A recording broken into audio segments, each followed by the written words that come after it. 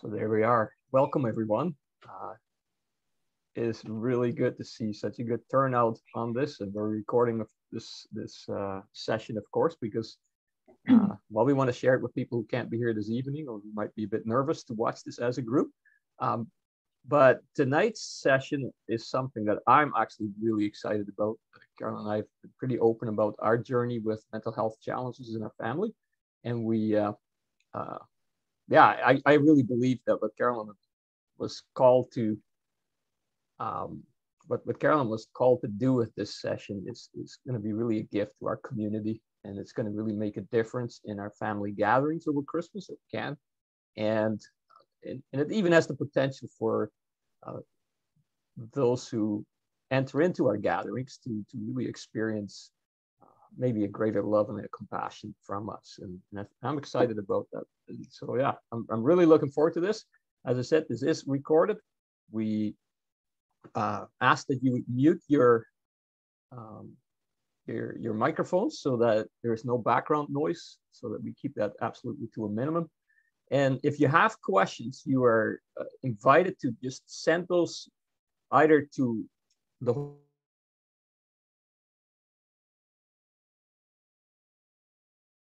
You've just muted. So we just ask that you would send those questions to us in the chat, and I will kind of moderate it, and we'll just try to keep it flowing as well as we can. So yeah, if you would be so kind as to send that to the chat, you can send it to me privately as well, and I'll do my best to present those questions. One other thing, really, I suppose the thought behind all this, and it's part of our whole motivation behind even the pastoral care within the Church of Emmanuel Church, and it's really comes from Galatians chapter 6, verse 2. Carry each other's burdens, and in this way you will fulfill the law of Christ. And I think that's just such a powerful passage that is just so clear that though we may not understand mental illness, though we don't understand everything that happened, that we would that we carry each other's burdens regardless. And I think this thing tonight is really gonna provide us some insight in how to practically do that. So again, welcome. I'm going to open in prayer, and then Carolyn is going to take it away. So Father, we thank you for this time. Lord, we commit it into your hands. We look forward to it with great anticipation for us to gain insight and understanding. We look forward to this with anticipation and just believing that you will use this for good, that our gatherings as families, Lord, would improve, get better. Lord, our gatherings with other people, regardless of whether family or not, Lord, would be more gracious and understanding, Lord, that we might represent you. To that end, then, Lord, we pray for Carolyn that you would give her great clarity of thought. Lord, she's put hours and hours into this. We pray that this would now come out in a way totally directed by you, in most wonderful ways, that you might be praised in the end. And people, especially those who are struggling, will be blessed. So we ask you for all this in Jesus' name. Amen. All right, Carolyn, there you go. Unmute me, because I think Kyla muted me. All right, good evening, everyone, and thank you for being here this evening. I'm really excited about this evening. Very quick background.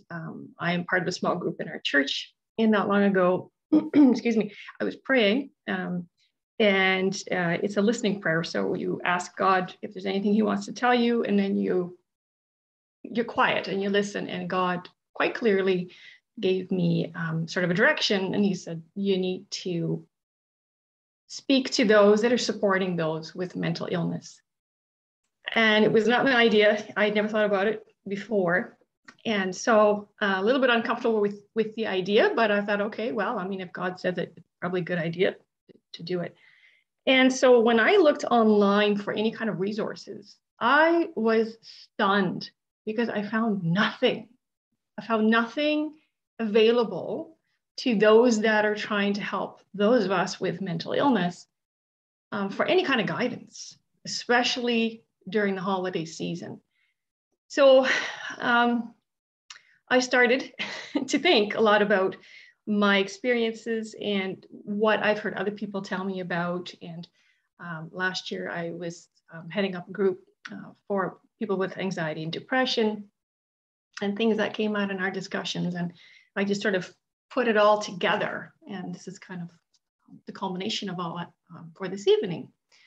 So on behalf of everyone in your life who's struggling with depression and anxiety, and you are walking alongside them, I want to thank you for being here this evening. And I mean that in such sincerity. Without you, things get worse. You are probably the single most important element in the recovery process for someone who's walking through depression and or anxiety. And that might be news to you. You might not realize that, but it's true. And so I want to thank you for taking the time this evening to look at my face all evening and listening to this and hoping to learn something, obviously, to do more or to do different things than you're already doing. So kudos to you.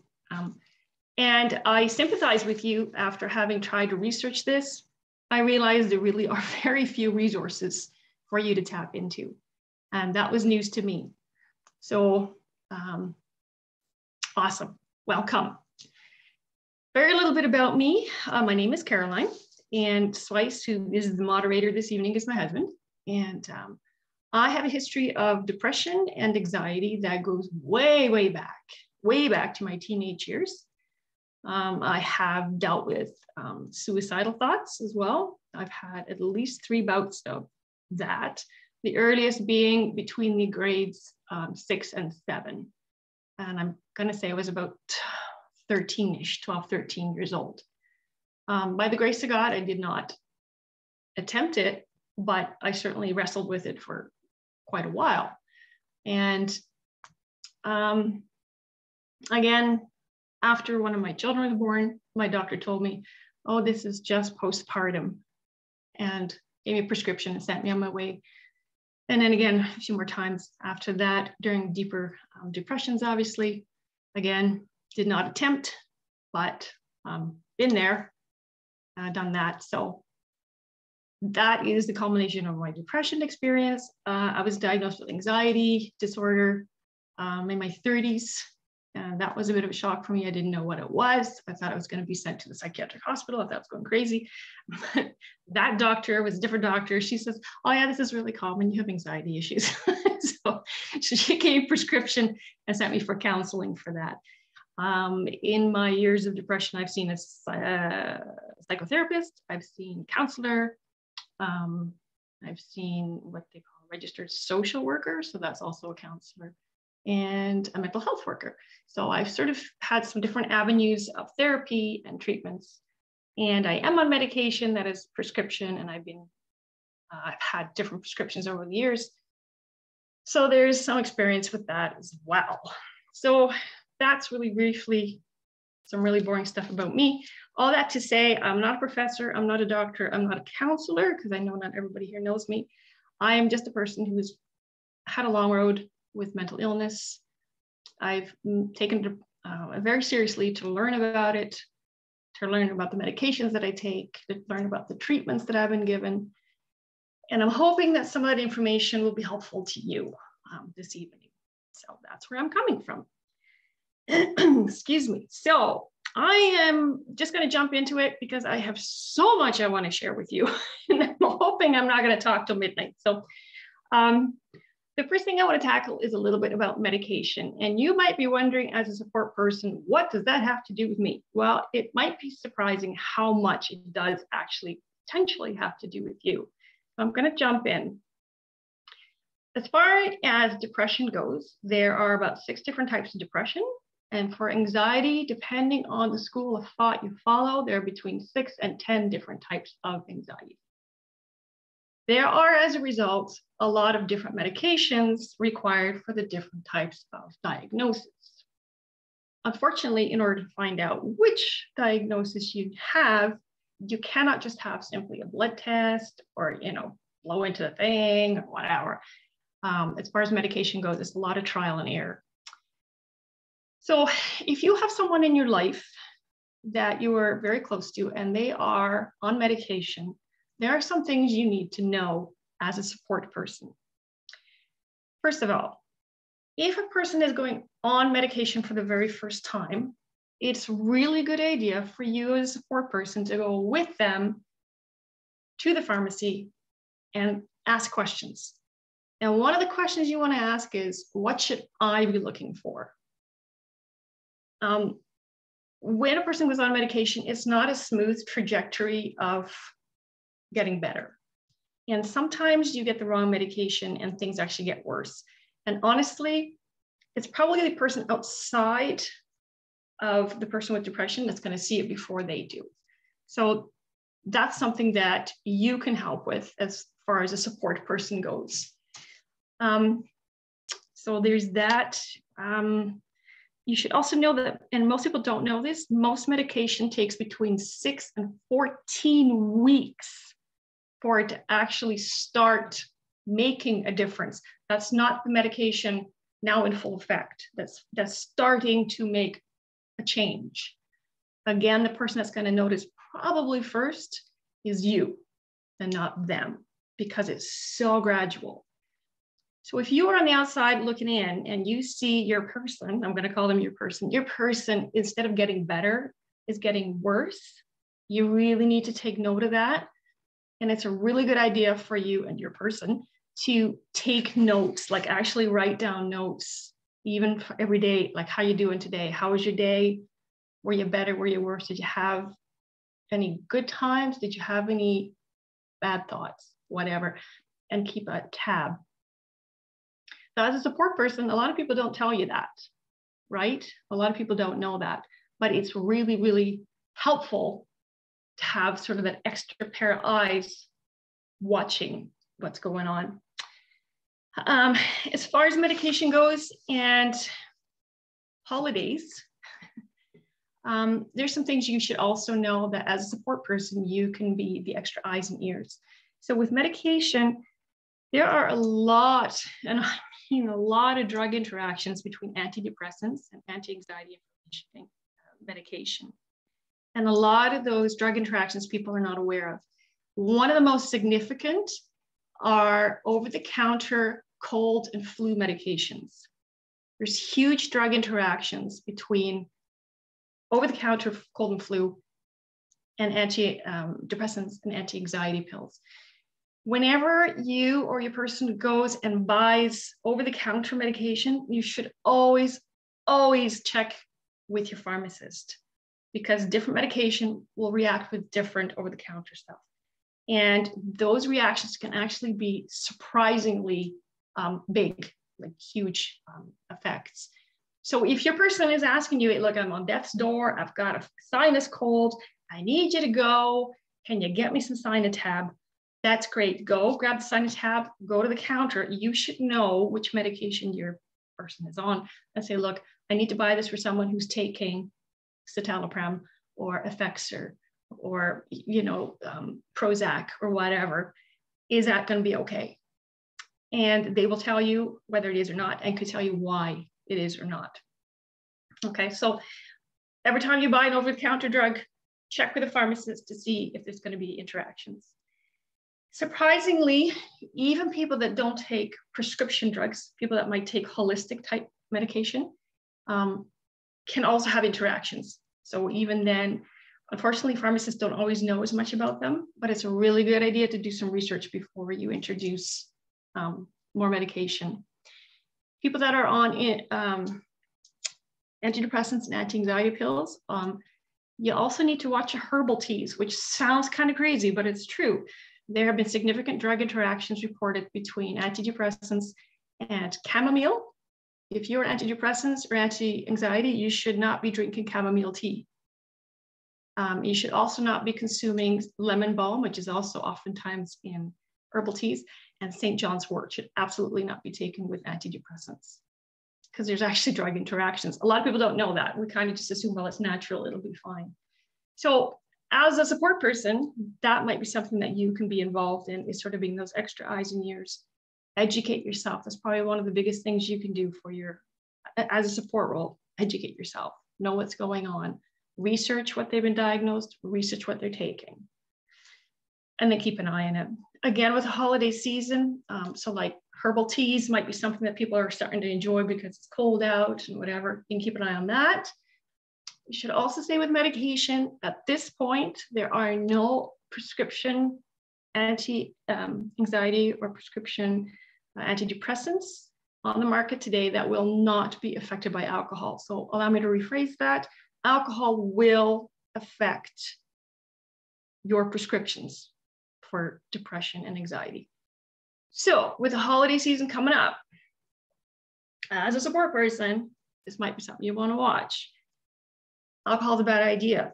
If you're going to go to a Christmas party and you know there's going to be alcohol, will there be something else available? If you are hosting a Christmas party and someone's coming to your house and you know that they're struggling with mental illness, could you have something other than alcohol available? Something fun, something nice, a mocktail or pop or a punch or whatever, but try to make something other than alcohol available for the New Year's toast, for the Christmas dinner, that type of thing. You want to avoid mixing the two. Bad idea, just a really, really bad idea. One more thing that your person may not be aware of is they really, really do need to share the information of what medication they're taking. And sometimes we forget about our dentist. Sometimes certain medication that dentists might prescribe could also potentially interact with antidepressants and anti-anxiety pills. So even if you go to the dentist and they have the chart on you, it's a good idea for them. And you might want to remind them, make sure you tell your dentist about your new medication. It's a really good idea to have that on record. Dentists do need to know that because they are considered medical professionals, right? So it's one of those things that people don't necessarily think of. So as a support person, you can be that person to remind them. So that's a little bit about medication. So I think there should be a slide. I'm just going to really briefly pop up a slide, just as a real quick review in case you're taking notes and you're not keeping up. Screen sharing, that's us. So again, there's different diagnoses and there's different prescription for different diagnoses, right? When they get their new prescription, it's a good idea to go and go along with them. And it looks like I've dropped some words on that one. The question you need to ask is, what should I be looking for? If I'm watching my person with new medication, what should I be watching for? It can take up to 6 weeks to notice a difference. It can take much, much longer for the medicine to be to take full effect. It can literally take months for it to take full effect. Medication should be taken at the same time every day for it to be the most effective. So it's a good idea if you do it, take it at breakfast, take it at breakfast every day. Try to not bump it till noon the one day and breakfast the next day, and then it's, I don't know, 3 the next day. It really needs to be taken at the same time every day. Don't mix your alcohol or your marijuana with prescriptions. Always check with pharmacists for drug interactions, even with over-the-counter medication. Super important. You'd be amazed at what doesn't jive with your prescriptions. St. John's wort, lemon balm, chamomile will react with antidepressants and anti-anxiety medication. So even if you're taking holistic medication or holistic treatments, make sure that you're not getting interactions with your medications and even these natural, herbal teas or supplements or things like that. So that's a real quick review of the medication part. If there's any questions, just drop them into the comment section, either directly to Swice or in the side for everyone to see. Swice, did you have anything there? No questions yet. Okay, I must be doing. You're just that clear. It's all good. Awesome. Okay. Seriously, if you have any questions, don't hesitate to drop them in the comments, and then we'll go from there. All right. The next part I want to tackle are, it's a question I have heard, And it's, what do I say? What do I say to a person who is depressed? What do I say? What do I not say? What do I say to a person that's struggling with anxiety? Like, what do I do with these people? And I get it. It's a Pandora's box. As far as anxiety goes, you can't necessarily avoid all the triggers, and it's not really even your job. So while I would suggest always approach with caution, at some point, the person on the receiving end does own their reactions, and you can't be responsible for that. That being said, there are some things that I would strongly suggest you don't say, and we'll go through some of those. And obviously, there's some things that if you haven't thought of yourself, I will point them out that are really good to say. So the bad stuff. Okay. If you can imagine yourself, I don't know, let's say you've had an arm amputated and you're sitting there without your arm. And some guy, let's say he's a weightlifter, and he walks up and he's got both arms. Man, like, I understand, man. You're going to look at him and go, no, you don't. You really don't.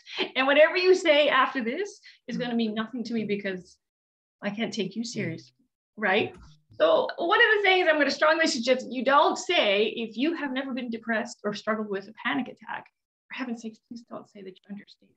You might be able to imagine, but until I had a panic attack myself, even if I would have read all the descriptions in the world, I can promise you I would not have understood what that felt like. It's wild. It's a wild ride. And anybody who's had a panic attack will kind of go, yeah, it's indescribable.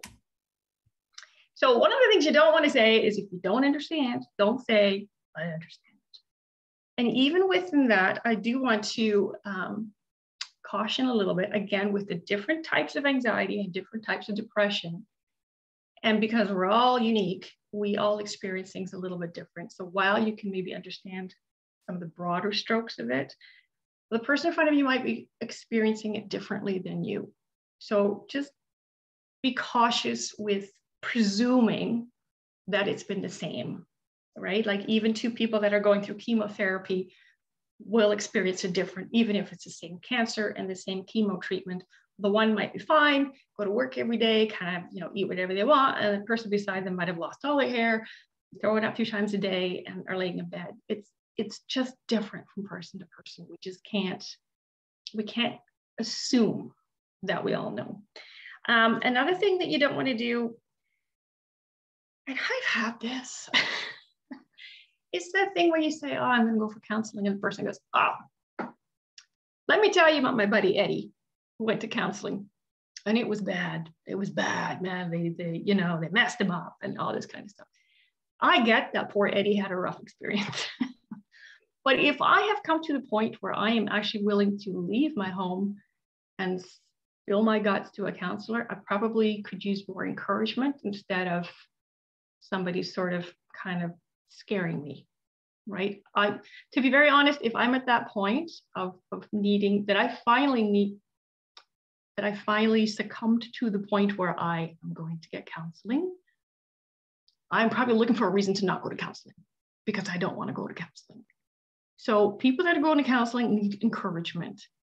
Even if you have a different opinion about it, or maybe you've heard something about the counselor, that's unfortunate.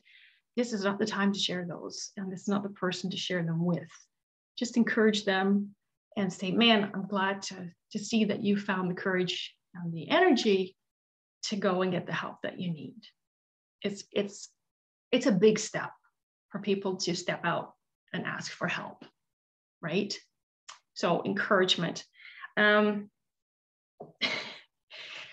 a lot of different opinions about medication, whether or not you should be on it, whether or not it's a good thing. There's a lot of opinions about counseling, whether you should get it.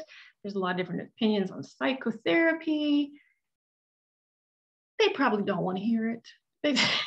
Honestly, they love you, but they don't need to hear it. So you can have your opinions. I'm not saying don't have them, but maybe don't share them with a person who is already struggling with trying to cope.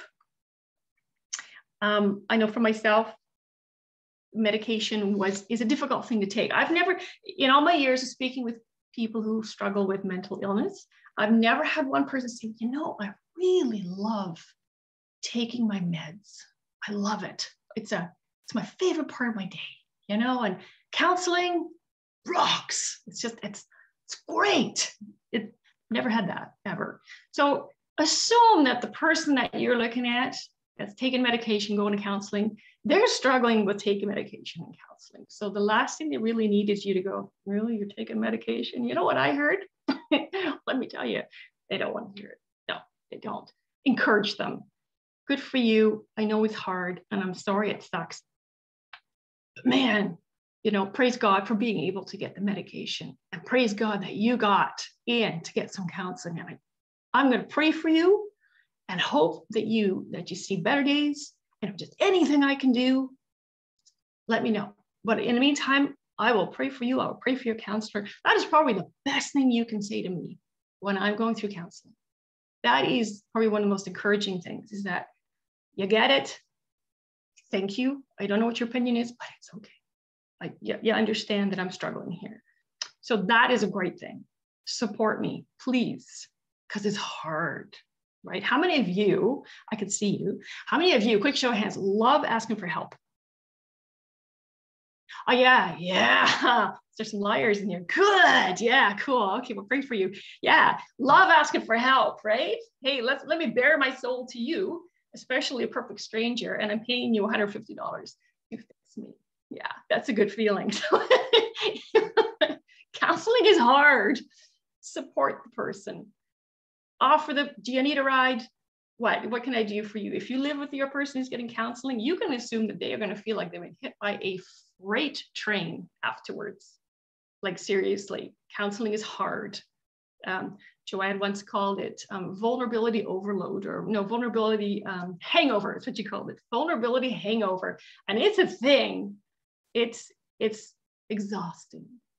If you're your support person and you've got somebody who's going through counseling, pick up some KFC for supper. Don't make them cook. You know, whatever. Buy them some donuts. Bring them a latte. Whatever it is that'll help their day be just a little bit better. Give them lots of alone time. Give them a hug. Don't ask them to share everything that they've talked about, because we're done. We're done. There's nothing left. I got no energy.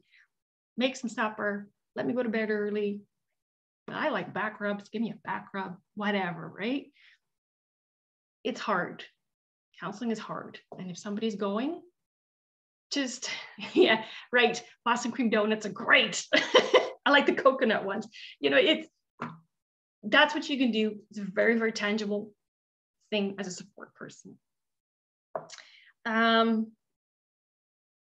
What a really important thing you can say to a person who's struggling? Sounds like a really no-brainer. I love you. You can just tell them that you love them. Yeah, I know it's kind of a no-brainer, but there it is. No-brainer. And if you want to up that notch, you want to up the ante on that one, you do this one.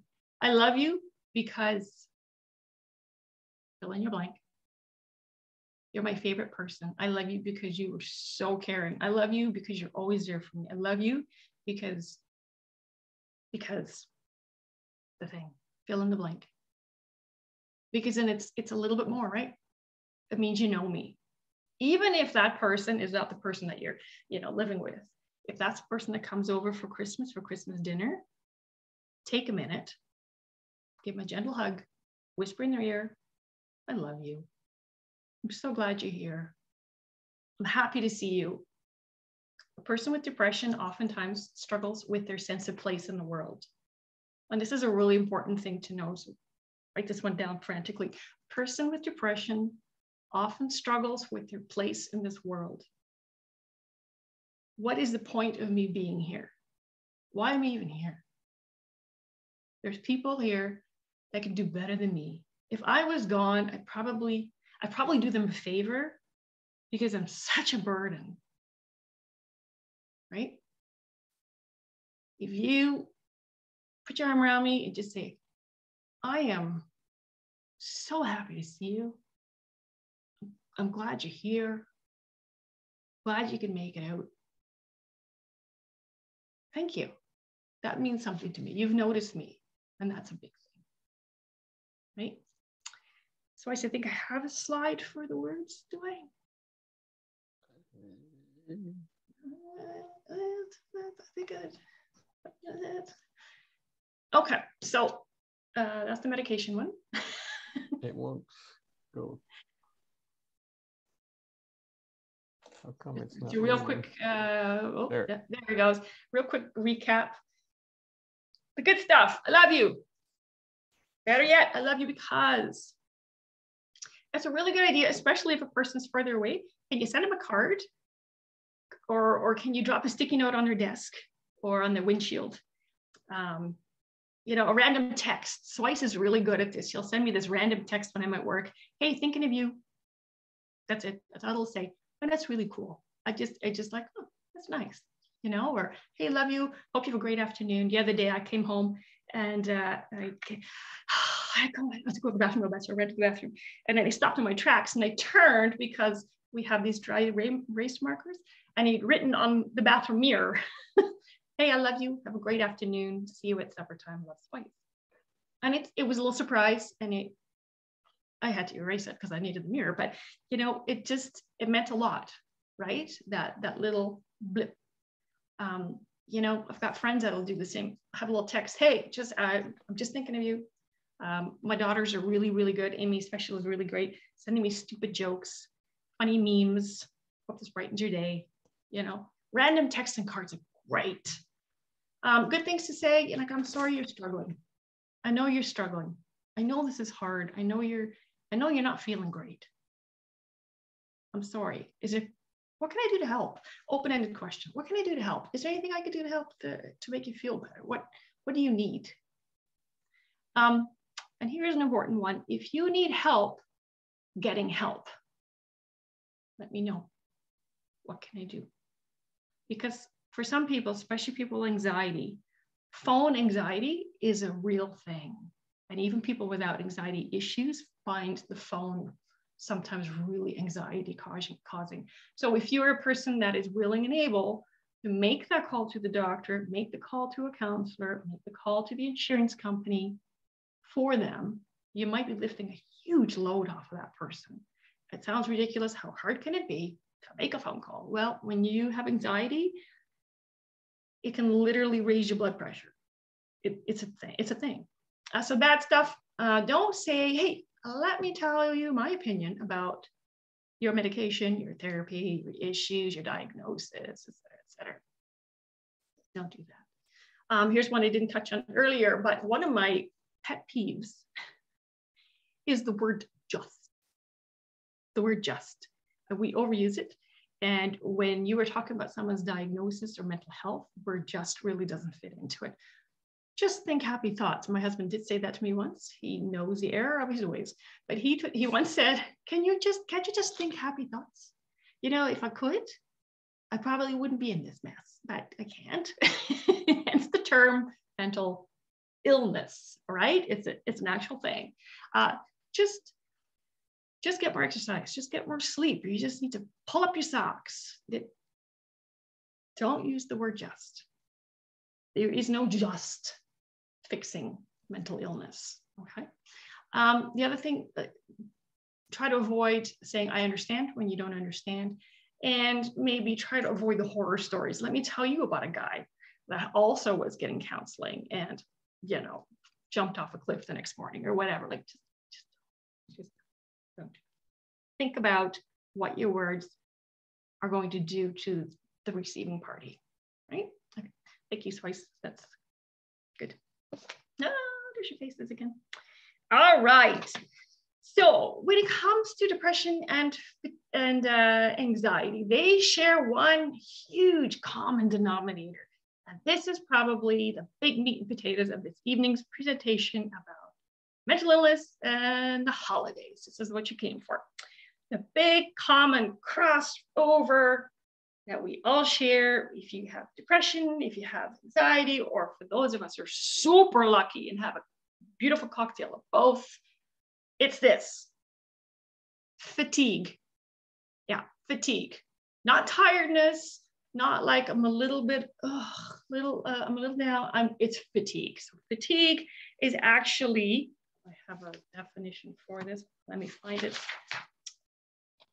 Wait for it. Fatigue. A feeling of relentless exhaustion. Relentless exhaustion. It just won't stop. And it affects your cognitive abilities. It affects your memory, both short-term and long-term. Yes, it does. And it can just make you feel like crap. It just physically makes you feel ill. It's relentless exhaustion. And it probably is the key to a whole bunch of other issues, we'll say, when it comes to surviving the Christmas holidays. And so we're going to go into that. Put that over there. I'm going to put this over here. All right. So what causes fatigue and how do we avoid it? So first of all, I want to say fatigue is like a car running with the gas light on, right? You know, the other day I was driving home from Sackville. I didn't even tell Spices. I was driving home from Sackville. I live in Nova Scotia and it's a ways away, about an hour and a half away from where I live. Driving away and I had to pull out of the city. I look at my gas gauge. I'm like, oh, that's fine. I can make it home. Not a problem. So yeah, that does not happen. Anyways, I drove. I didn't even get to Windsor. Wasn't that far away from Sackville. And I have a very musical Ford and it goes, ding! And sure enough, my gas light goes on. I now have low fuel. And I'm like, that's great. I am not home. So I am now driving, watching all the street signs, the road signs, looking for the one with the gas pump, right? So I need gas. And I'm like, no, I could go a little further. And so I pass this gas pump and I can go a little further. I got enough. So I keep driving. Now I'm smart enough to know that I got gas before I ran out. But the point is, I didn't want to stop. I just want to get home, right? And fatigue is kind of like that. So a person with depression, anxiety, we don't want to stop. We don't want to have a nap. We don't want to take a break. We want to keep going. But the gas light is on and we really should be pulling over. We really should be stopping a minute. So here are some things. So here are some things that we need to do. These are some of the gas stations, if you will, that we need to stop at in order to make sure that we don't run out completely. So one of the things that make your energy go faster, deplete faster, is stress. We all know this. It doesn't matter. You don't need to have depression to have stress affect you negatively. We all know this. Like whatever affects a healthy person will affect a person with depression more. So your stress will deplete your energy faster if you are depressed. And if you have anxiety, your energies will deplete that much further, right? So one of the key areas of stress when it comes to holidays is expectations. And a lot of us have really unrealistic expectations when it comes to holidays, especially if you have it at your house. And especially if you have kids coming home or whatever, right? It's going to be this idyllic Norman Rockwell scene. We're all going to get along. We're going to have a great dinner. It's just going to be warm and fuzzy, and it's going to be great. But in our case, so I can see where, for example, our oldest daughter, and her husband just had a baby. In my idyllic picture, that baby doesn't cry. Okay. That baby is 3 weeks old. That baby will cry. That baby will scream. As a matter of fact, this baby has colic right now. So, but in my utopia, that baby's not going to cry. My husband's not going to be cranky. I will not burn the sweet potatoes this year. I will definitely be burning the sweet potatoes this year because I always burn the sweet potatoes. It's just my secret recipe, basically. So realistic expectations. Thanks, Amy. So realistic expectations really help to thwart some of that stress. And this is where you as support people can really help. We're going to hate you for it, but it's important. You need to sit down with your person and say, look, when we go to the Christmas dinner, or we have people over, or we have December, or whatever the thing is, What are you seeing in your head? Right? Kyla, what does this day look like to you? Oh, it's going to be beautiful. The kids are going to be great. The dog's going to be wonderful. Nothing's going to be on the floor. You know, the chickens are going to stay in the kids' chicken coop and all these things. It's not, girl. It's not, right? This is where Mike sits down and goes, Kyla, that never happens, right? It's true, right? So your kids are going to fight. Even on Christmas. It's rude, but it happens. So, but you can have that like totally blow up and cause you anxiety and cause you stress and make you weep, or you can say, look, yeah, my kids are they're gonna fight. You know, my grandson is gonna have colic on Christmas, guaranteed, right? My one daughter every year since I think she was grade 7 gets the flu at Christmas. I don't know what it is with her. She seriously throws up on Christmas. Just here's the clinic. Leslie always gets sick at Christmas. It's just going to be it has to be part of my realistic expectations. Sit down with your person. What are you really saying, right? Janice, your kids are probably going to have some things to say you don't want to hear. Be prepared. Barry's going to go, honey, it always happens, right? So realistic expectations. Okay, I beat that one to death, right? All right. It depends on your role in this case with your person, but December is a month of like insanity, and I don't know why we do this to ourselves, but we do. So we have a dinner here, and then some people go nuts and have a cookie bake thing where they spend hours and hours baking hundreds and hundreds of cookies. I mean, thank you, Peggy, but you're nuts. You know, those kinds of things, right? And then they also have a Christmas concert, although not here in Nova Scotia probably, but maybe over, you know, you in Alberta might. And then you have to do Christmas shopping, and then you have a family dinner, and then you got to bring the dogs to the groomers. And after a while, you get this stupid list of things to do. You know, as a support person, it'd be great if you could jump in there. And I will be the first to admit that some of us are a little control freaks. So as a support person, you might have to say, Janice, I know that you like to have a very specific kind of cranberry juice, but I will get what I get and we'll be okay. You'll probably be the only one that knows, you know, and then Barry can go and get the groceries, and Janice, you don't have to, right? And it's one less thing to do. Like Joanne has this brilliant thing, Amy does it too. They go online or they phone, whatever it is they do, and they just pick it up in the parking lot with groceries. They don't even go inside.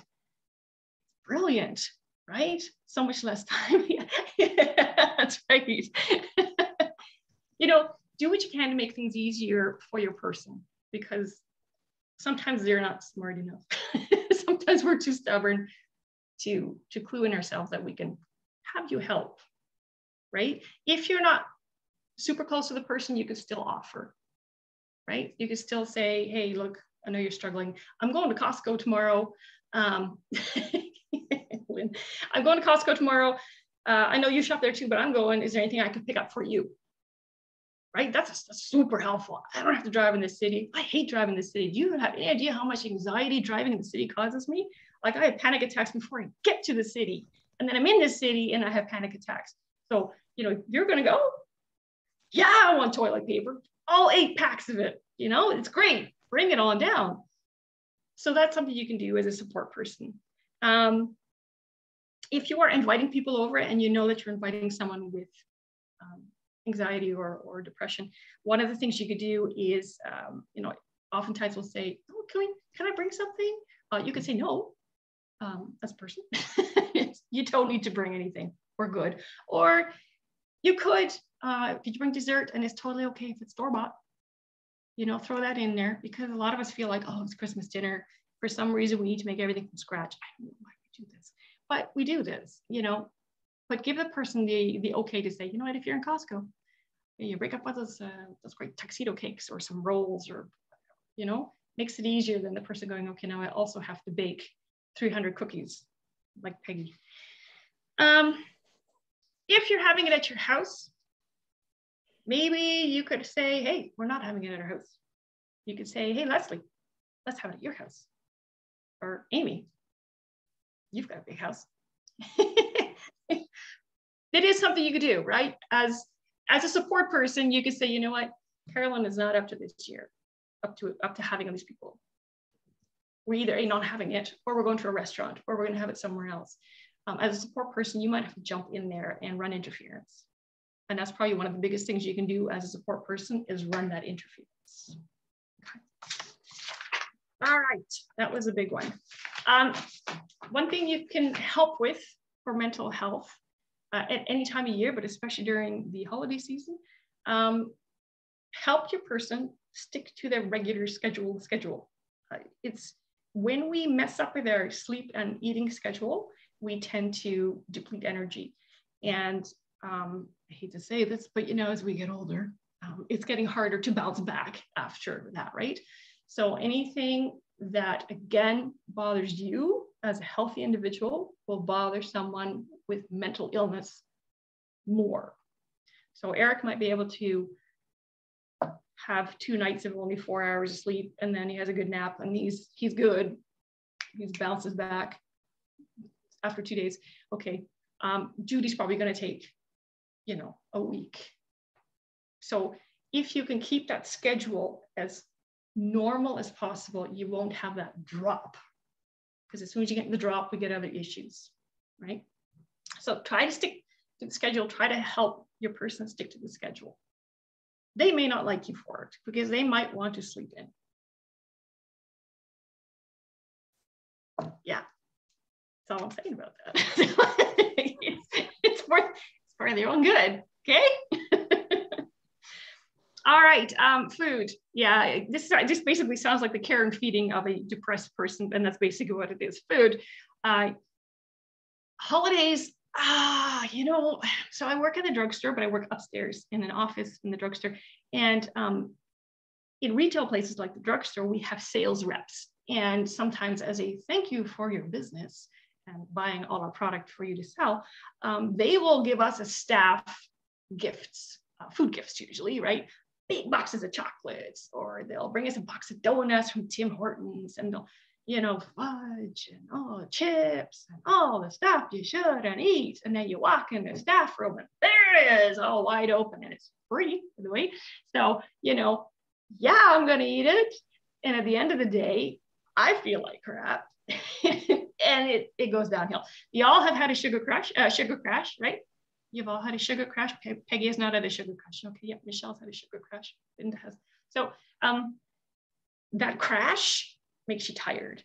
And then you eat crap to get some energy, which makes you crash and get tired. And then you're stuck on this roller coaster. No, Linda hasn't. No, okay, Lynn has never had a sugar crash. Okay. So, of course, you're going to indulge, but do your best to have healthy stuff around for your person and maybe be the eyes and ears. They're not going to like it, right? Nobody wants to hear, hey, Debbie, don't you think you had enough? Nobody wants to hear that. Nobody wants to hear that, but everybody knows they should probably hear that, right? Gauge your relationship a little bit. Of course, you can't just say that to anybody. But the point being that the healthier stuff you have in your house, the higher chance of you eating healthier stuff. If you're hosting, this is a big thing. If you're hosting somebody at your home, or even if you are the one that are dealing with depression and you have Christmas at your home, by all means have some sweets and some rich food available, but maybe could we scale it back a little bit? I mean, really is we could all probably benefit from having less junk food, and maybe try to have a little bit more healthy stuff. Veggies and dip, maybe cream cheese dip. You got some protein, you got some veggies, some cheese, you got some protein, crackers with some fiber in it. I know nobody likes Triscuit, but there's other crackers with a bit of fiber in it. Some sandwich, some deli meat or sausage or something. Try to have some protein, some fiber, and some fresh produce or like fruits or vegetables. Really can help people make those choices, staying away from all the sugar and high carb, processed type stuff, just to even the blood sugar levels. Okay, that's what we're going for, keeping the blood sugars a little bit more even. Hydrate, hydrate, hydrate. Water is huge. Again, if you're going to have Christmas dinner at your place, avoid the alcohol or at least limit the alcohol and the caffeine as well. Caffeine is also not great for people that struggle with a lot of anxiety. And it can also interfere with some medications. So it's fine to have some caffeine available, but it'd be really great if you could offer some things that are caffeine free, especially if it's caffeine free and sugar free. I was just talking to someone, I forget who it was. I was just talking to someone who was saying how surprised they were, like when water was offered, how many people chose water over pop and coffee. How many people actually really enjoy just drinking cold water. And there's ways to do that in a fancy way if you really wanted to, you know, big jug, slices of lemon and lime in the bottom or ice or whatever, right? So cold water is great to have available. Just give people an option to hydrate with something other than tea and coffee that may have caffeine in it. What do we do for time? Okay. Negativity is a big drain. And with COVID, it's been a negative year. It's been a rough year. It's been an angry year. People are upset. There's a lot of divisiveness. When you have your Christmas dinner, you have your Christmas company, you may have to be the one to run interference. You maybe have to be the one that nobody likes because you might be the one to say, can we talk about something else? You might have to be that person. Another thing you could do, which Swice was really good about, and it's super annoying when you're not in that frame of mind. Yeah, Swice is good at being annoying, but it's one of these things. He would say at the end of a lot of evenings, we would get into bed and turn the lights off, and then he would snuggle up. And just as I think we're going to go to sleep, no, Swice would say, so tell me 3 good things that happened today. And I'd be laying and I go, I just want to go to sleep. Because now I have to really think hard, because when I was really depressed, my head was not there, right? When you're depressed, it's hard to focus on the positive. So I'd have to think really hard and think of 3 positive things that happened to my day. The idea being to change the frame of mind, break the cycle that's going through your head. So as the support people, this is something that you could implement in any way, shape, or form. May I suggest not right at the very end of the day when you're tired and you want to go to sleep, but over supper, yeah, I know, who knew? Over supper, you know, whatever. Could you text it? Hey, quick, 3 things. You know, after a while, it becomes a thing, right? But positive conversation, everybody benefits from a positive conversation. Everybody, right? But people with depression and anxiety tend to have mind loops, thinking loops, and have a hard time getting out of it. So sometimes if you can throw something in there to kind of go, surprise, kind of break that loop, it's annoying on the receiving end, but it's really, really helpful. So another thing that you could do, I have on here is, I just heard about this the other day, I read about it. It's called a backwards bucket list. I've never heard of this before. This sounds really cool. So the conversation starter really, that you could have even at your Christmas dinner. Everybody's like talking about COVID. Hey, I got something else to talk about. Let me hear your backwards bucket list. The backwards bucket list is, what have you done that was on your bucket list? Reviewing the things that you've done, places that you've been, people that you've met, people that are in your life, and then be grateful for them, right? It was really cool. I met this guy named Eric. He used to like do this thing with roads, and he knows all these things. He used to do stuff with bridges, and he knows stuff, and I don't understand what he's talking about, but it's really cool. So there's that, you know, stuff like that, right? So you look at the positive things that have already happened. The backwards bucket list, I thought it was brilliant. I loved it. Because we all have those family members that just don't shut up about the thing, you know, and they just talk about the negative thing. Break it. Cool. That's great. I'm glad for all the information about the mutations of the COVID, but tell me about your backwards bucket list, right? All right. One more thing you can do. Another thing you can do for your person is alone time.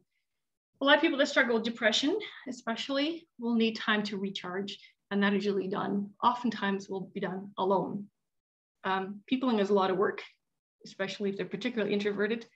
They will need alone time. So as a support person, you can really allow for that, and you can help them with that. do you need some time alone? Do you need some downtime? Do you need some time to recharge? Can I leave? Would that help? Swice is good for that one. Do you want me to go? And it's not that I don't love his company, because I do. That's not what it's about. It's not that they don't love you. It's not that they don't want you around ever. But sometimes Janice just needs to have a little, because Barry and Swice are a lot alike and I love you both. But sometimes y'all need to just be quiet for a minute. So one of the things you can do if your person is with you, and they need some quiet time, you know what? Bring them a cup of whatever they drink, coffee, tea. And say, here, I'm gonna go outside and stack some wood. I'm gonna go and get some groceries. I'll be about a half hour. Time is all yours. And then when you come back, don't ask them what they did, because sometimes Janice just wants to sit and listen to some music, or Kyle just wants to sit and pray for a while, or maybe Amy just wants to have a nap. Thanks. And I don't want to feel guilty about having to explain, well, actually, I did nothing for all half hour you were gone, because I really feel bad about that.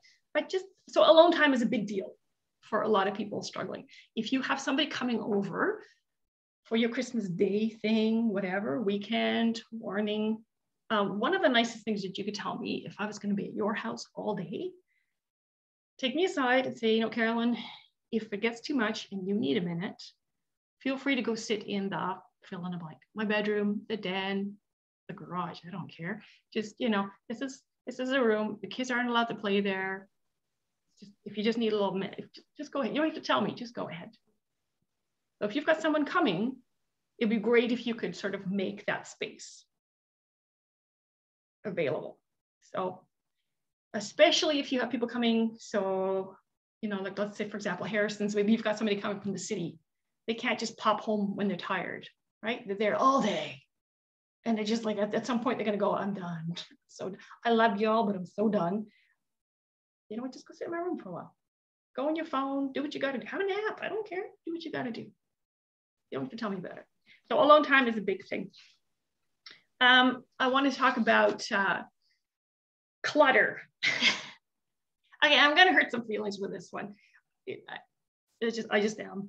There's those of you who really love your blingy lights and your jingly music and all the tinsel everywhere and all the Christmas baubles, and you got the elf pillows, and then you've got the Santa ho ho ho, and you walk up to the door. It's probably motion censored. I thought, so good. I've actually been to a house. I used to work for this guy. His wife was with me. Christmas party. He literally had a Christmas tree in every room. He had 2 dining rooms and 2 living rooms and a kitchen. He had a Christmas tree in every room. And they all had flashing lights. We were all decorated different. I love Christmas.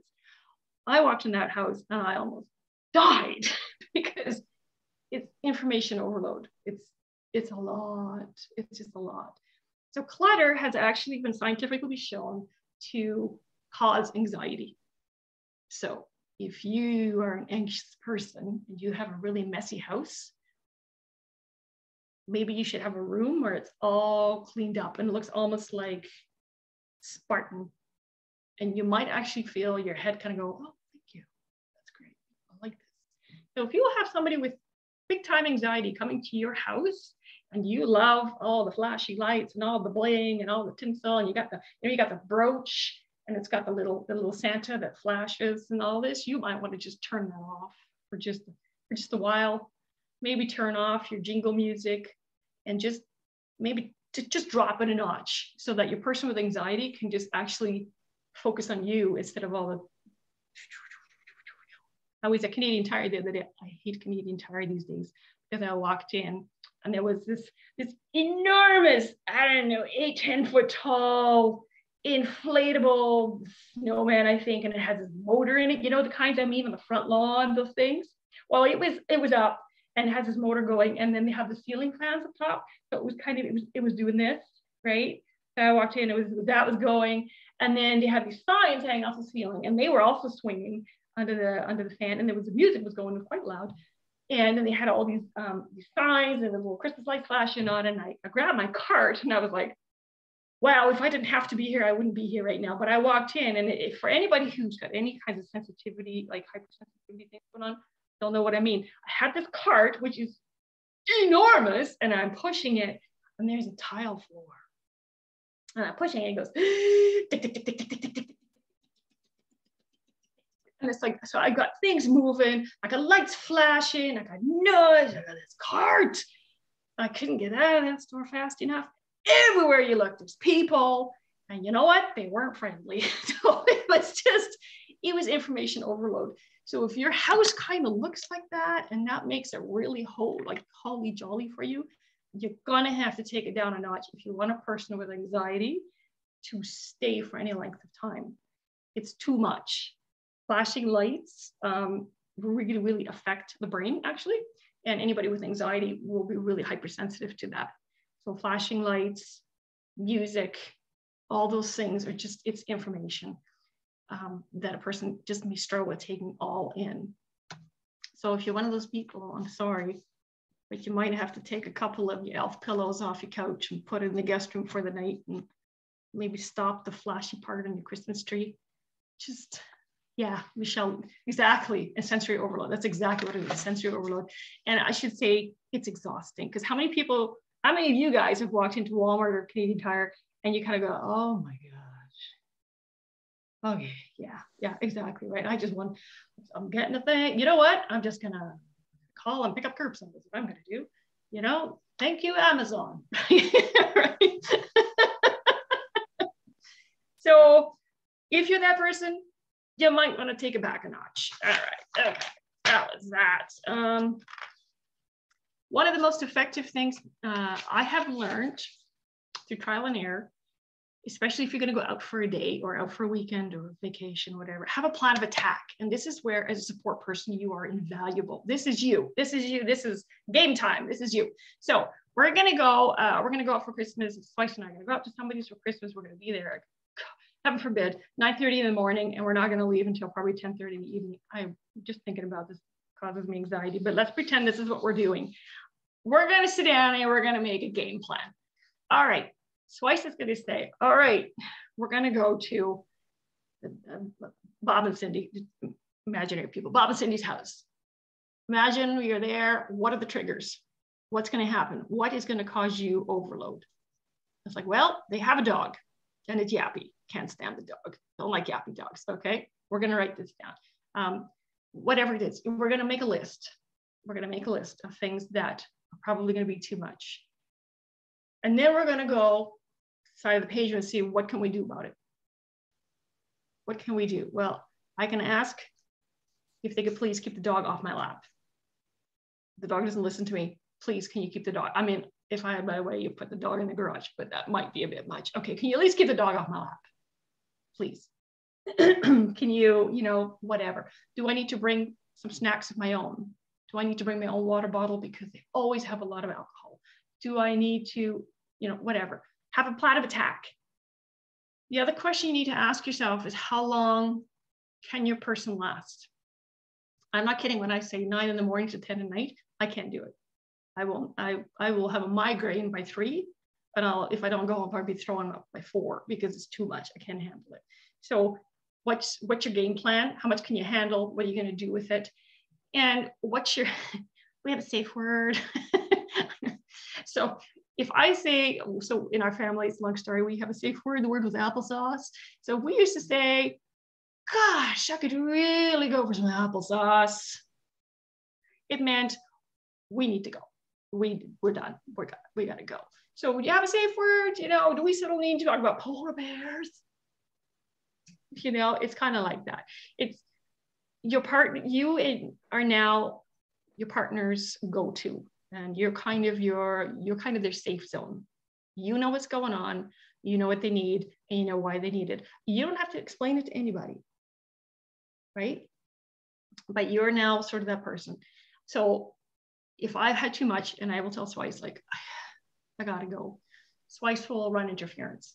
I don't have to say, you know what, guys, I'm done. My anxiety is over the top. I gotta go. Oh, why are you having anxiety problems? What's going on? Are we doing something that's making you, it's gonna happen, right? So this is where Swice is can jump in and say, no, we're just going to go. Carolyn's tired, whatever. So have a game plan. It's really helpful. Even if you don't follow it, just knowing that I have a game plan will make me feel better when I'm at your place for the whole day. If you have a person with anxiety coming, there's a few things that you can really do to help. Give them information. If I'm going to call and ask for Wendy to come over to my Christmas dinner, and I say, hey, Wendy, we're going to have dinner. Would you like to come? She's probably going to say, sure. What time is dinner? How many people are going to be there? What are we going to have? Should I bring anything? Right?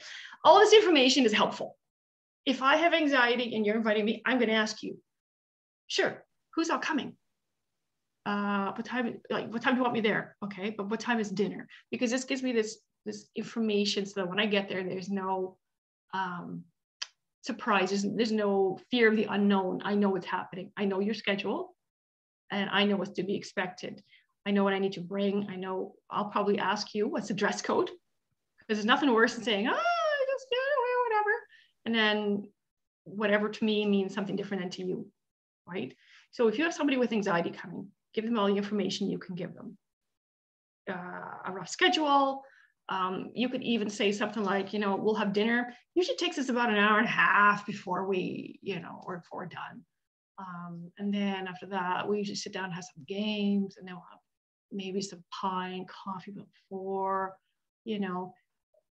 It helps me to know that I need to gear up for about 3 hours of peopling, or 5 hours of peopling, or 90 minutes of peopling. The other thing that really helps is a seating arrangement. If I go to your house and I see my name at a certain place setting, I can already gear up for like, okay, I'm going to sit next to so-and-so and so-and-so. I don't know that person. I'm going to chat with them and just figure out who that person is. Or I could just wrap my head around it. Another thing, if you have a person with really bad anxiety, it's going to sound like a crazy thing. If you have a rectangular table, right? Do not sit them at the head of the table. It's really, because everybody can look at me. And that's really unnerving. But if you can sit them at the corner, so they have only one person beside them and the other person's side is open, it helps because there's sort of this weird claustrophobia with having people all around you that can really be anxiety inducing. So it sounds nuts, but been there, done that, take my word for it. Sit them at the corner of the table, not at the end. And they will feel much better, much more relaxed. Sort of in the corner, sort of that wallflower. I can watch from a distance. It helps. So there's that.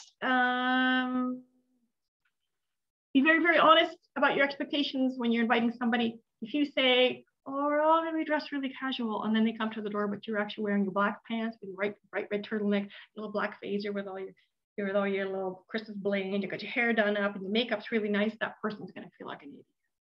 Be very honest. If you really do dress up, tell them, we kind of dress up a little bit, sort of on a Christmas stuff. So there's that. The other thing I'm going to say, as a support person, one of the best things you can do, shut the news off. Shut the news off. News is a downer. News is stressful. News is depressing. Don't turn your news on first thing in the morning, because you're setting the tone for the whole day. And also, don't turn your news on just before you go to bed, because you now have no time to process. Well, you do have time to process. It'll be when you lay in bed, right? Now we're processing about all the bad things in the world because we is terrible and there's no help, it's hopeless. So noon is a good time. Noon, afternoon, so there's enough time to process it. You haven't set the tone for the whole day. But for the rest of the day, shut it off. Don't watch news all day. It doesn't change that. So that's a big one there.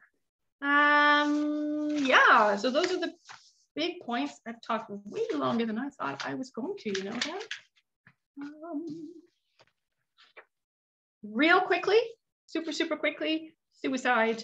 If you're a person or someone who's really, really, really low and suicidal, or you don't know they're suicidal, but you're wondering, I actually have something that we posted on the website that you guys can access for sort of signs and markers for suicide.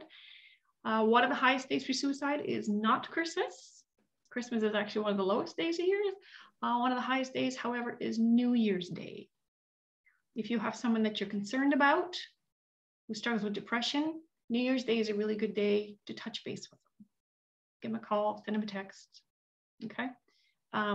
New Year's Day, everything is done, everybody's gone.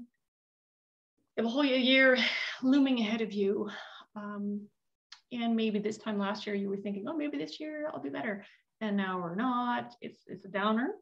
And also you don't have anything to look forward to, right? There's no Christmas dinner, their kids aren't coming or whatever have you. So by all means, zap them a text, send them a message, maybe invite them for dinner, you know, at the end of the week. Give them something to look forward to. Even if they decline, at least they'll know that life is still going on, right? So that's something to continue to consider. So really just depressing facts for you in Nova Scotia, because this is where I'm from. Right now, one Nova Scotian dies every 72 hours. Every 72 hours, someone commits suicide here in Nova Scotia. I found that staggering. What I found even more staggering was nationwide in Canada. See if you can wrap your head around this. 11 people die by suicide every day. Every day. We have on average in Canada 4,000 deaths per year for suicide. I was dumbfounded when I read that. I reread it and reread it, and I checked the dates, and I was blown away. A third of the deaths are people 45 to 59. By far, they're men, because they are successful. That's a crappy term to use, but that's what's happening. Suicide rates are 3 times higher among men compared to women because of the success rates. Women are more likely to cause self-harm. So cutting with razor blades on the arms or on the thighs is very, common for self-harm. These are all really, really staggering facts. So have a look at that list if you are concerned about someone in your family or in your life regarding suicide. There are also some links on there for information that you can look into, but also helplines. So if you think this is something that's really, really close to you, have those numbers available to yourself and have a conversation with that person. Chances are a person that is suicidal, been there, done that. If you were to ask me, Caroline, are you contemplating suicide? I would have said, yeah. Most people that are suicidal will in fact tell you that they are if they're approached. And if they say yes, then this is on you now to take action. You can't just say, oh, geez, that's unfortunate. Hope it gets better and walk off. It's up to you now to be involved. So there's information on those links. There's helpline numbers. If a person is suicidal, there is help available. Sometimes it's just knowing where to find it. Other than that, 911 and emergency rooms are your go-to if you feel that it's imminent. So please take it very seriously. It is a call for help. If sometimes it's like, oh, they're just trying to get attention. Yeah, they are. They are trying to get attention. They're desperate. So that's the suicide thing. Super depressing. You're welcome. There's that. Are there any questions? I know there's no questions in this chat here, but Swice, did you have any questions? Yeah, there was one, if you could make a comment on the use of sleeping medication and CBD. Yeah. What was the question exactly? I'm sorry. That was exactly it. If you can make a comment on sleep medication, yep, and the use of CBD. So CBD. So again, whenever you are going to mix anything with antidepressants or anti-anxiety medication, always talk to your pharmacist. They are the ones that know. Your doctor really knows relatively little compared to your pharmacist. If you find that your pharmacist is not helpful, find another pharmacist. We have that freedom here in Canada. As far as sleeping medication, as far as I know, yes, it can certainly interact with medication. CBD, I unfortunately know very little about, but your pharmacist does. So I would be surprised if it doesn't. affect it because almost everything has some effect with antidepressants and anti-anxiety in this case, especially when it comes to CBD. So check with your pharmacist. I don't have experience personally with CBD, and I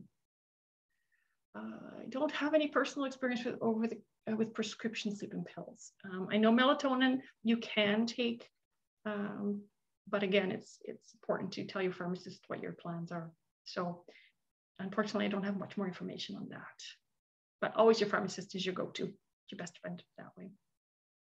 I do have some ideas for gift ideas for people with depression and anxiety.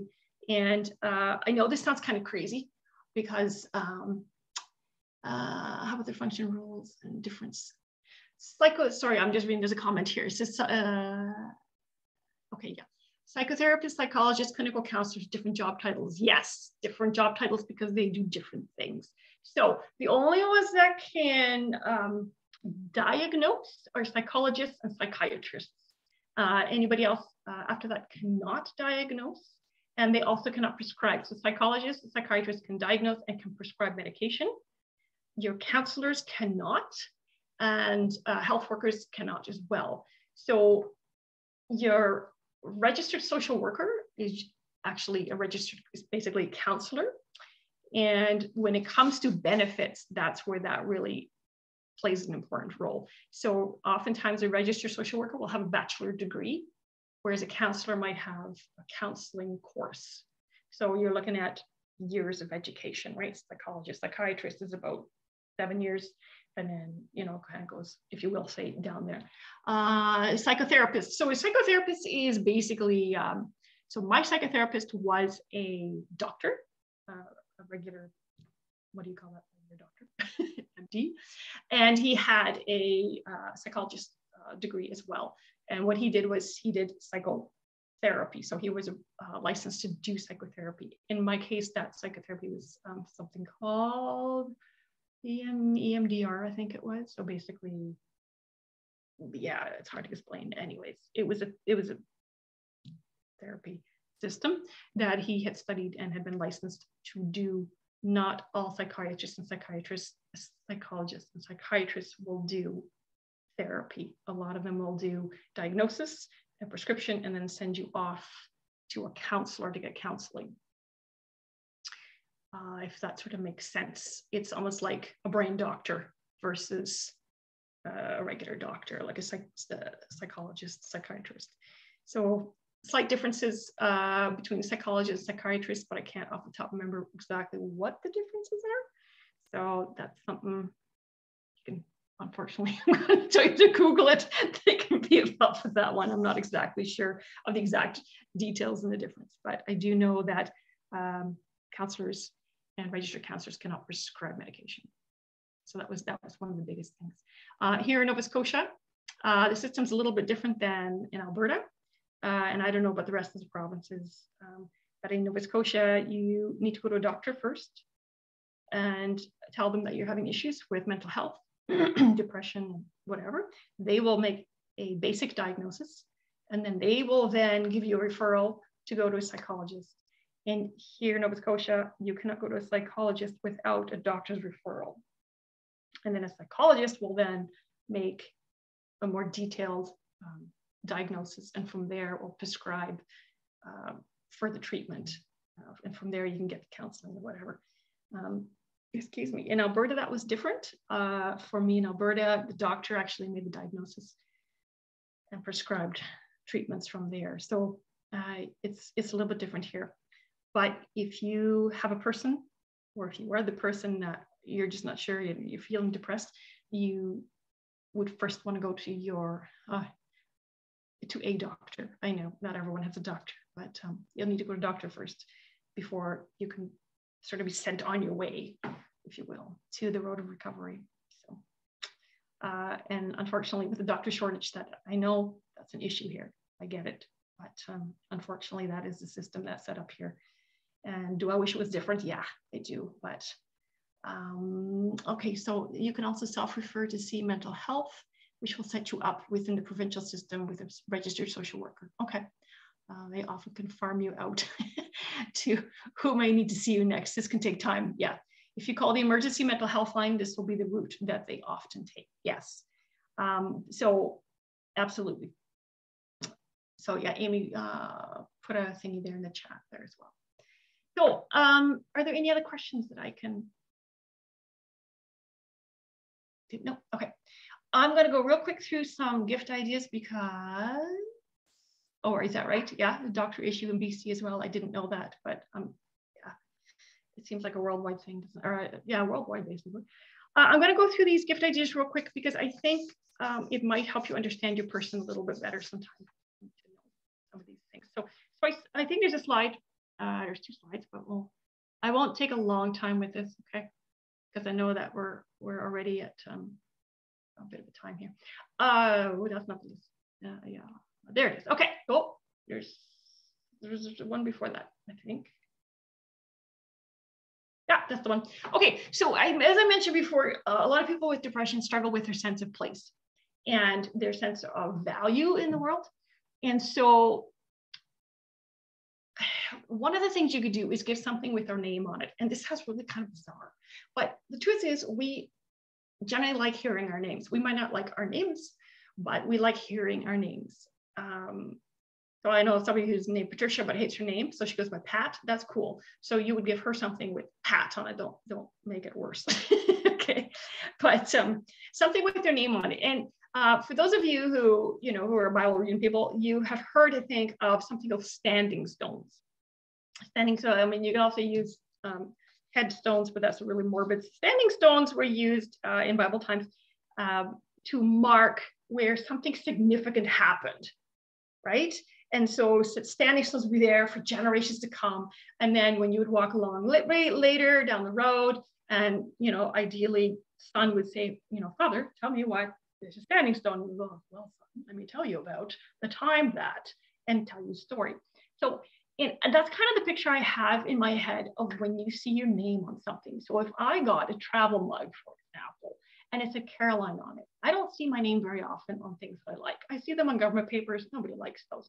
But if I see my name on this travel mug, it kind of means something to me because it's kind of like, hey, yeah, this is my mug. This is my spot. This is me.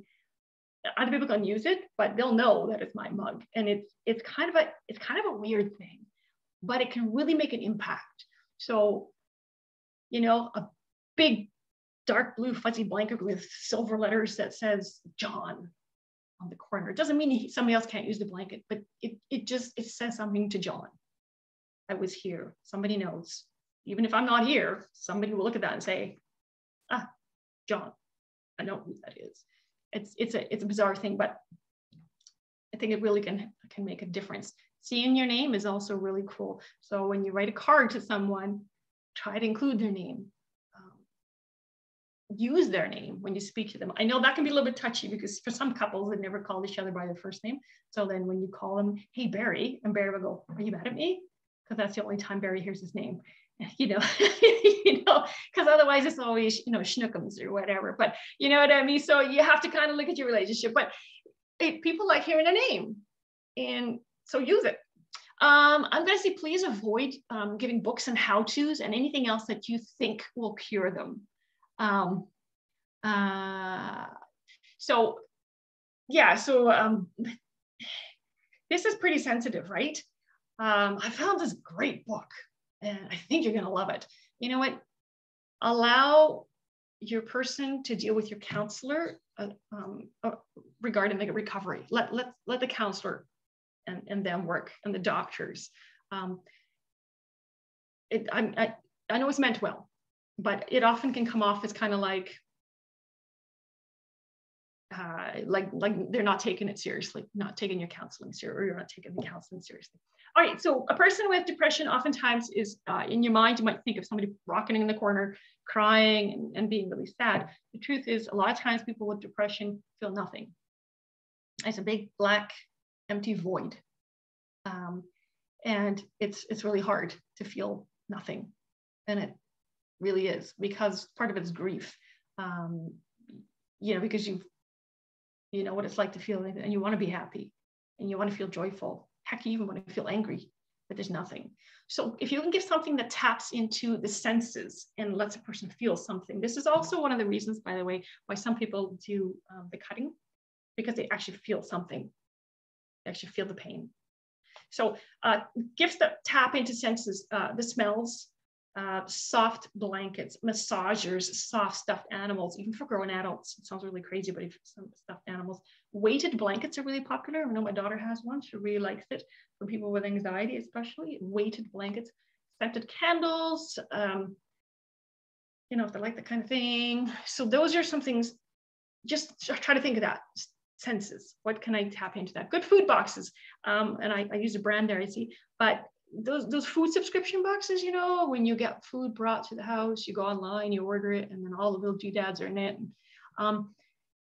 For people with depression, it can be really hard to motivate themselves to do anything, especially cook for some people, even if you've loved cooking. For some people, that is really arduous. And as a result, they'll eat a pizza, or they'll eat a Pop-Tart, or they'll eat some other fast, usually unhealthy foods. Sometimes those types of, they're really expensive. Okay, I'm not gonna lie, and an environmental disaster, but so those good food boxes can be really, really helpful for somebody who's they're just not there, and they still cook a decent meal. They're really good, and you can get really healthy meals out of those. I'm gonna say the same thing for home baked goods or meals for people's freezers. Those are great things. Gift cards for Amazon.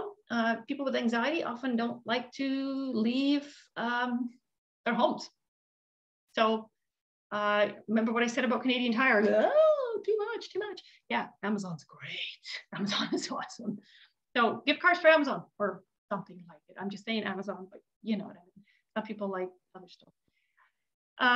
So lighthearted gifts that make people smile. Books, comics, cartoons, calendars, cute puppies, cat videos, jokes, all these things. So things that, again, tapping into emotion. Calendars with nature scenes or pets. So your brain can actually be fooled. Research has shown that nature scenes can actually, being in nature, and nature scenes actually kind of do the same thing to your brain. It can calm, relax, and give a feeling of well-being.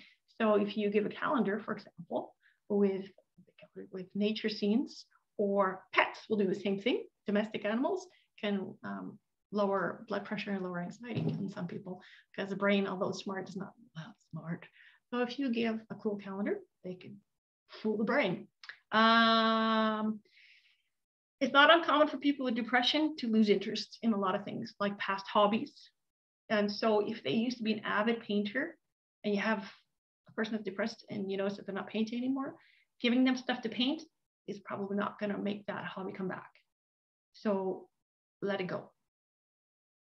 Journals and really great pens make nice gifts. Like, you know what I mean? Like, you know what I mean by a great pen, right? Like there's pens, and then there's like, excuse me, that's my pen. That pen. Yeah, those pens. Those are great. Gratitude journals, because the more positive a person is, it takes effort, but the more positive a person is, the better they feel. So gratitude journals. So I see, yeah, thank you. Planners or bullet journals for people with anxiety, because people with anxiety like plans. They like to know things. They like to write things down. They like lists. It makes them feel in control. So planners, bullet journals for people with anxiety. Something that encourages physical activity, such as water bottles, an exercise ball or exercise band, yoga towel, sports watch. Bluetooth earbuds are really great. Hand weights, I don't know, those are just some things that I just threw off the top of my head. But if you've got someone who likes to bike or to walk or whatever, you really want to encourage physical exercise for your person, because it really, really helps. People with depression, everything's a struggle. And the deeper the depression, the bigger the struggle. So hygiene, believe it or not, is one of the things oftentimes to be, to go with people in depression. Showering is a lot of work, and it sounds nuts, but been there, done that. And so sometimes getting a new bottle of shower gel or a waterproof Bluetooth speaker, if a person likes, I really like music. So that will be something that, you know, having music in the shower, sometimes I like it. A really great luxurious towel, I don't know, bathrobe, I don't know, something that would make that experience pleasurable. Okay, plants have been shown scientifically to boost mood. So, and again, the brain, as smart as it is, isn't all that smart. You can fake it by having fake greenery, and fake greenery will do the same as real greenery for the brain, not for the air, right? Because plants clear oxygen. But especially for workplaces, if a person has a lot of anxiety at a workplace, greenery is great. Bright colored items, again, bright colors have been shown to have an effect on mood, especially for low-grade depression and seasonal depression. So bright fuzzy blankets, a yellow sweatshirt, a bouquet with bright flowers, a bright mug, whatever, you know, be creative, bright colors. There are things called light clocks, and it's an alarm clock that basically, instead of ringing, this light turns on very slowly as if it's a sunrise. And especially people with seasonal depression, SAD, or SAD, that can be really helpful for regulating circadian rhythms. So might be something, and pill boxes for those of us with all the pills. So you got really cool ones, and it's really a good idea for those of us who take pills to have one in our glove box, in our purse, in our backpack, in our toolbox, or you know, all the places we go to that we might forget those pill boxes. You go on vacation and you're like, oh no. Or you get stuck in the city because of the weather. If there's children in the home, it's a good idea to get ones with child locks. And if you have any impaired vision, or those of us with bifocals, large print is nice. Okay, so that's it. That's all I've got. I am done. Yes, somebody had asked me for the fatigue one again. So relentless exhaustion, the big culprit, stress, mix it up your schedule, eating junky food, negativity, not getting any alone time to recharge, and not getting exercise, even a walk around the block. You know, as support people, sometimes all it takes, one of the best things Twice ever did was, I shouldn't say ever did, one of the really great things Twice did was, hey honey, you knew I needed exercise. Do you want to go for a walk around the block? And our block takes exactly 7 minutes to walk around. I know this. And it helped me because A, he was coming. B, I knew exactly how long it was going to take. And C, I knew exactly what we were doing with beginning and end. And so for anxiety, that's a big thing. And for depression, it is too. So if you're hosting somebody at your place, could you have a walk after dinner as a family? Could you be that person and go for a brag walk around your gardens, or go walk up the road, or whatever, just to get a little bit of movement? It could really help, even if it's you taking your person out of the house, so they both have quiet time. Excuse me, could be a really good idea. And the other fatigue buster, yeah, less is more. Clutter is really not necessary for a great Christmas. So that is the fatigue screen. All right, are there any questions? Oh, let's see. Weighted blanket, how and why is this helpful for anxiety? It's kind of interesting because there's been a lot of people that have used them have said, I've talked to a number of people that have said it's really calming. I'm not exactly sure why, and I don't have one, but yeah, it's supposed to give sort of a sense of security when you're under. That's right, Linda says that right there, so security. It's cool, yeah. Any other questions, anybody? Well, nothing is showing up in the chat. I think on behalf of everyone, we really want to thank you for presenting this, Carolyn, and just from my perspective, living in the same house with you, spent a lot of hours on putting all this together. Besides it being basically being a journey of discovery for many, many years, right? So yeah, it's there's a lot to chew on here. Just want to make everyone aware too that there are links available on our website. This session is recorded. If we can somehow figure it out, we'll put a link on there so that you can watch it again or pass it on, or yeah, feel free to share this with your friends. But yeah, most importantly, I guess, but for my takeaway at least is like, yeah, as you go into this holiday season, to just really give some thought to this, like, yeah, realistic expectations. How do we do that during this busy time of year, and how do we make it better, and how can we be more compassionate and empathetic towards those who struggle with this? So one of the resources that is provided on the website is actually very, it's directly directed to people who struggle with mental illness. Top of my head, what did you call it again? Or what did we call the document? It's a 4-page document about when you're Christmas jolly, something about not jolly Christmas or something. Yeah. when Christmas isn't so jolly or something. So anyway, it's just a little PDF document. You can download that and print it off if you want. But yeah, I'm really encouraged to see a good turnout here tonight with people wanting to learn more about this. So again, thank you, Carolyn, for your insight in this, for all the work you put into this.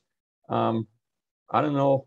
You have reactions at the bottom of your screen, so you can give her a thumbs up, or actually thinking about the things that she's talked about today. Probably really, if you really wanted to thank her, send her a message sometime in the days ahead. She loves that. I know that personally. I know she loves that because she always tells me, "Oh, somebody said this or that." It's like, yeah, it's really meaningful. So I encourage you to do that. But yeah, thank you. Let's close in prayer, and then if you want to stick around and just visit after that, that's fine too. We can just unmute everybody. You can stick around and do that. But Father, we do thank you for your love. That is absolutely so great that you sent your son Jesus into this world that can often look so chaotic, and you did that, Lord, so that we might have hope. And boy, what hope we have for eternity. We thank you for that eternal hope. But Lord, we thank you too for hope in this life, because we are never alone. But at the same time, Lord, we know that there's many who struggle to believe that or experience that. Father, help us to be sensitive to them and provide a shoulder to cry on if that's what's needed. But Lord, just to provide a sensible place over the Christmas break where we can celebrate you, and help us, Lord, to host these people in such a way that they can thoroughly enjoy that time. So Lord, may what we're exposed to tonight be helpful and beneficial, and may it be fruitful in the weeks ahead. So Lord, we thank you for Carolyn. We just pray that she would have a good night's sleep tonight after presenting all this. And yeah, to you be all glory in that as well. In Jesus' name, amen. Amen. All right, so stick around, folks. But thanks for coming, and I'll just stop the recording, and then we can visit.